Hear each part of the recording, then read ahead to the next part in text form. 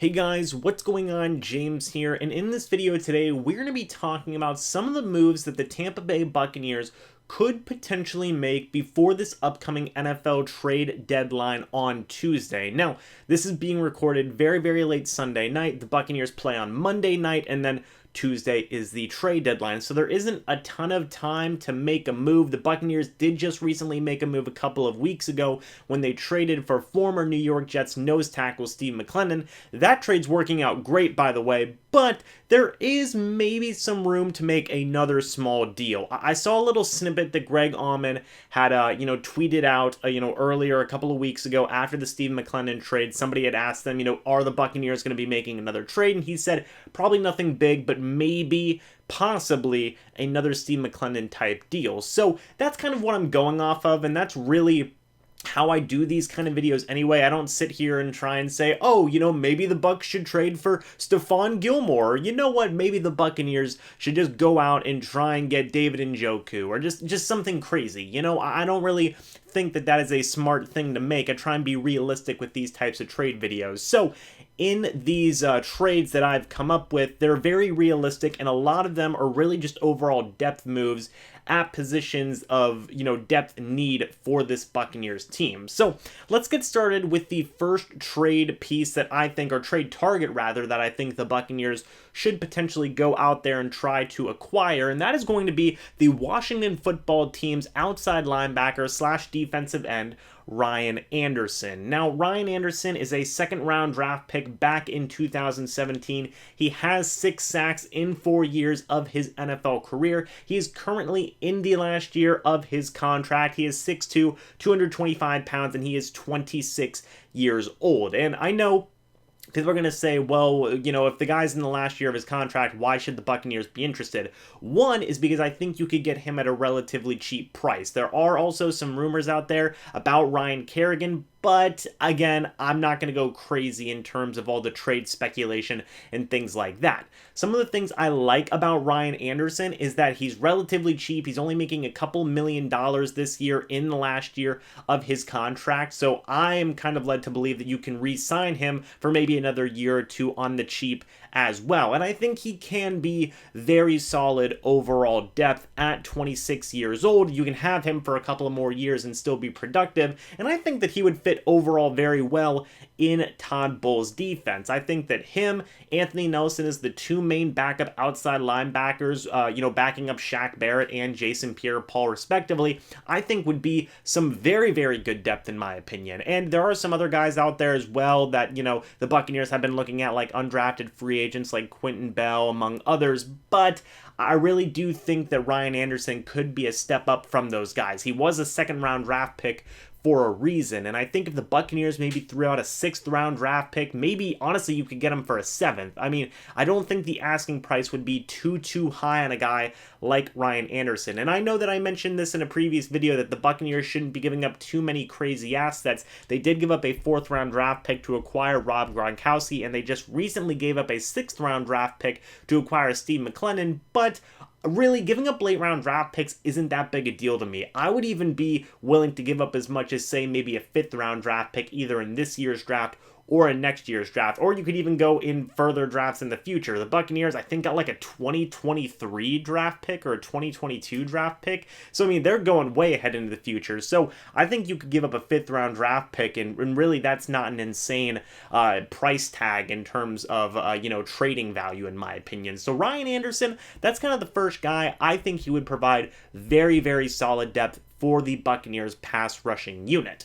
The next target I think the Buccaneers should take a look at is going to be another linebacker, a potential pass rushing prospect, and it is going to be Hassan Reddick of the Arizona Cardinals. Now, Hassan Reddick was a first-round draft pick in the 2017 NFL Draft. You can see a theme here. He has 5 sacks in 2020 so far this year, although there are some rumors floating about that he's not a Cliff Kingsbury type guy.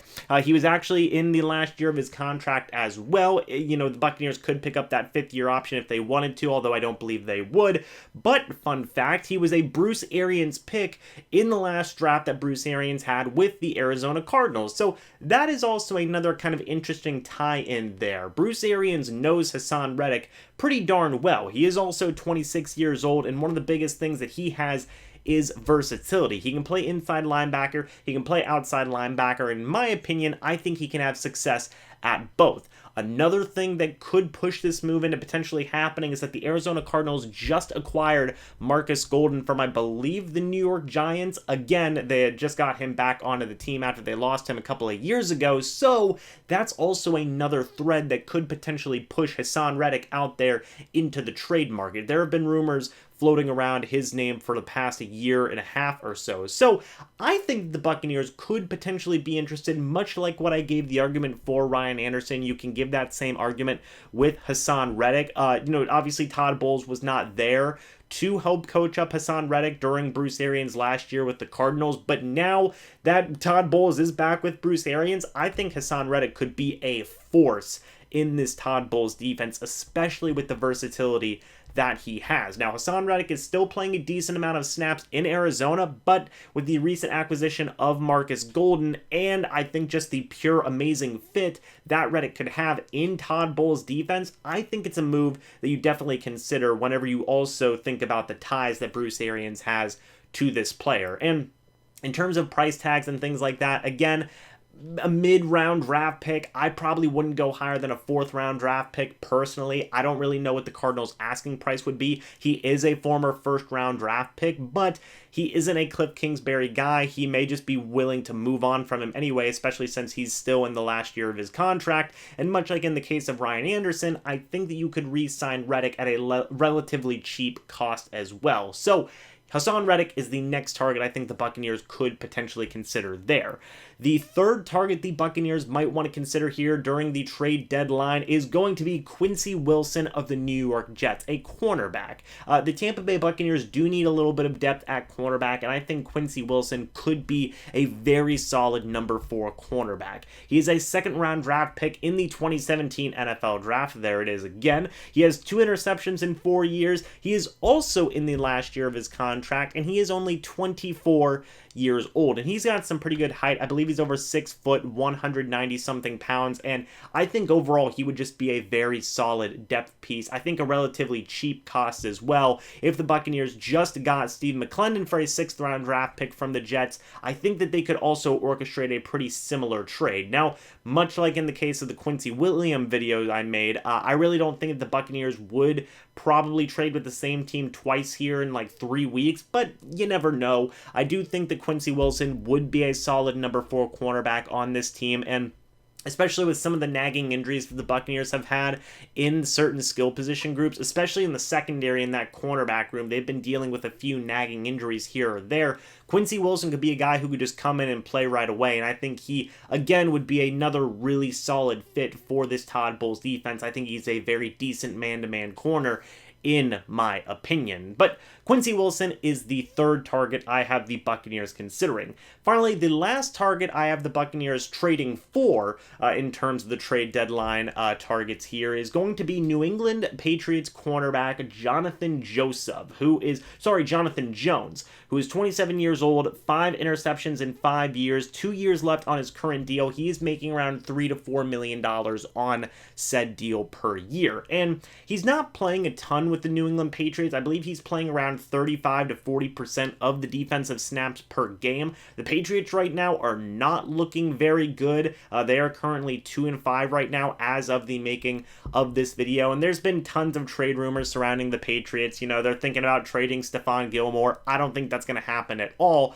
but I do think the Buccaneers should maybe at least inquire about one of their backup, role player-esque cornerbacks. I like Jonathan Jones a lot. I have for a few years now. I think he's a very solid cornerback. Much like what I've been saying with the rest of these guys, I do think he would be a solid fit in Todd Bowles' defense. And Jason Light obviously has some ties to New England. He worked there for a few years. He did just recently make a trade in the offseason for Rob Gronkowski. That's been working out pretty good so far. So I think that the Buccaneers could maybe orchestrate another trade here with Bill Belichick and the Patriots. Maybe a late round pick. Maybe, I want to say at most, a 5th round pick to acquire a guy like Jonathan Jones. And again, much like in the case of Quintin Wilson, I think that he would be a very solid guy in terms of depth who could come in and start if you need him to. I do want to say this as well with both Quintin Wilson and Jonathan Jones. They can play both outside and in the slot. That versatility makes them very valuable in my opinion. But with both those teams, the Jets and Patriots, they may be willing to give up some of their depth cornerback guys because they're not winning a ton of games right now, and they could stockpile a draft pick or two in the later rounds and just build up some of their draft capital. So overall, Jonathan Jones is the last target that I think the Buccaneers could potentially trade for.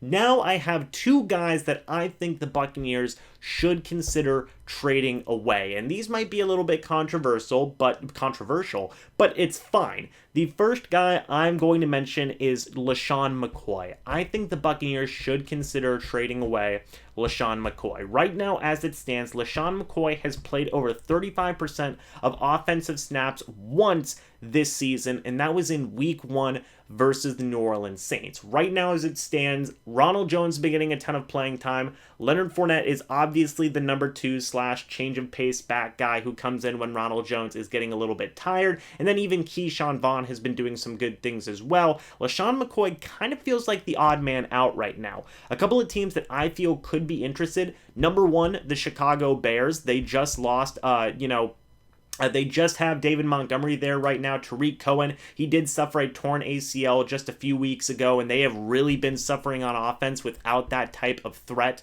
in terms of the receiving game. So I think LeSean McCoy could fit in very, very well there. And the second team is the Philadelphia Eagles. Apparently in this offseason, LeSean McCoy was deciding between the Buccaneers and the Eagles. He picked the Buccaneers, but I would not, I think it's ridiculous to say that the Eagles could be interested in LeSean McCoy. Miles Sanders has been dealing with a lot of nagging injuries this year, and I'm sure LeSean McCoy would have no problems coming in and playing with the Eagles again. He does love the Eagles. He did come to the Buccaneers to get a ring, and I don't want to see any of these guys go 100%, but at the end of the day, the NFL is a business, and if you can get some draft capital for some of your backup players, you should take those opportunities when they are there. So if a team offers, say, a 5th round draft pick the most for LeSean McCoy, I think the Buccaneers should kind of capitalize on that opportunity. Now, if it was, say, maybe a 7th round draft pick, I probably wouldn't take that. I don't even know if I would fully take a 6th round draft pick, but if the Bears or Eagles were willing to offer a 5th round draft pick for LeSean McCoy, I would maybe consider that.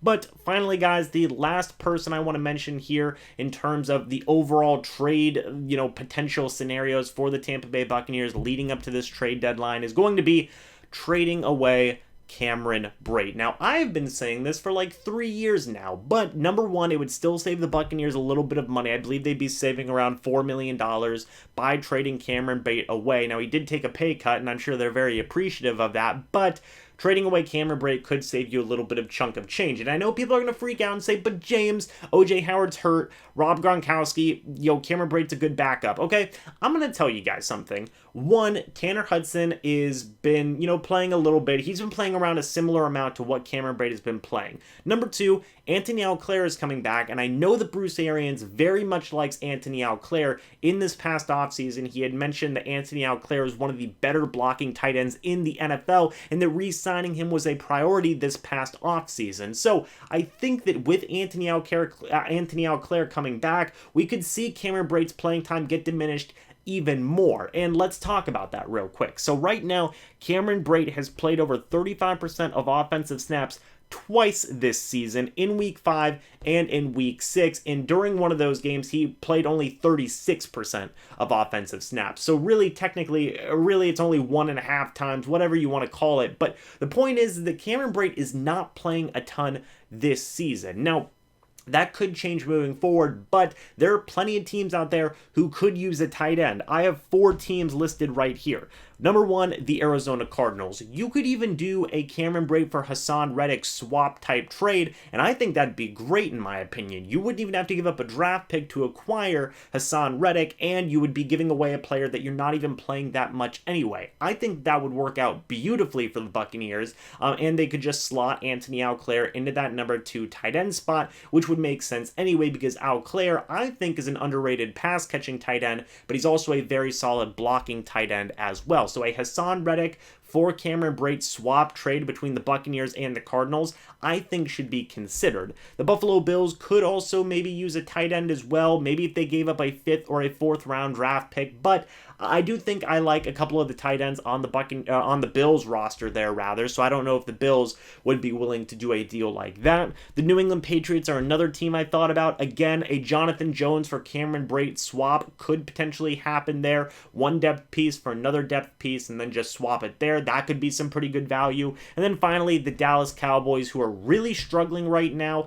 in terms of just everything. They're down to their 3rd string quarterback, but they also could help out their quarterbacks by getting a very solid receiving tight end in Cameron Brate, who flat out is not playing a ton for the Buccaneers this year. So overall, guys, that's all of the moves that I think the Buccaneers should consider upon this upcoming NFL trade deadline here, Tuesday, November 3rd, Tuesday. So overall, guys, yeah, that's it. That's all the moves. Let me know what you thought about these moves down in the comments section below. What are some of the moves that you want the Buccaneers to consider for this upcoming trade deadline? Give me your trade scenarios for the Buccaneers down in the comments section below. But anyway, guys, thank you so much for watching this video. Hope y'all enjoyed, and I will see you in the next video or the next live stream. But until then, and as always, guys, goodbye for now, and go Bucs!